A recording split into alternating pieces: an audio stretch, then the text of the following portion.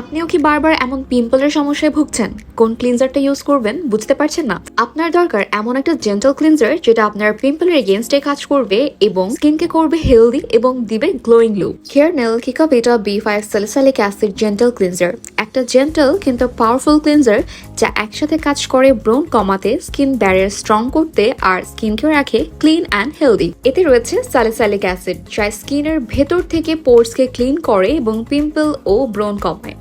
Vitamin B5 skin barrier repair করে এবং skin barrier করবে স্ট্রং।